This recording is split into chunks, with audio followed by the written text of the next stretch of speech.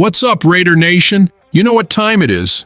If you're proud to ride with the silver and black, through the glory, the grit, and the grind, then hit that like button, drop your favorite Raiders memory in the comments, and make sure you subscribe to the channel. This is your home for real talk, real passion, and everything Raiders football. Let's get into it. Now, there's a name that's been floating around NFL circles lately. A player who wore the shield last season, started every game, made plays, and still finds himself on the outside looking in. But the story isn't as simple as numbers on a stat sheet.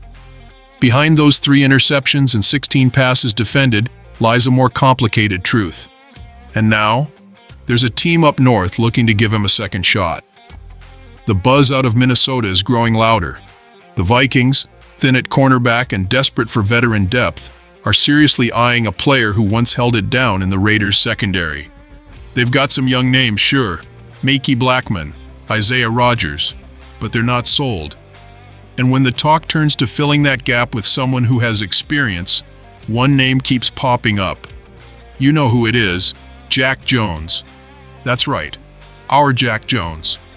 The guy who suited up in all 17 games last year, battled through highs and lows, and flashed serious playmaking ability. And yet, despite the stats, despite the moments of brilliance, the new Raiders regime under Pete Carroll made a call. They let him go, not because he couldn't play, but because he wasn't their guy. They wanted a clean slate, a different culture. And in that reset, Jones didn't make the cut. Was it about effort? About consistency? Maybe. But you can't deny the talent.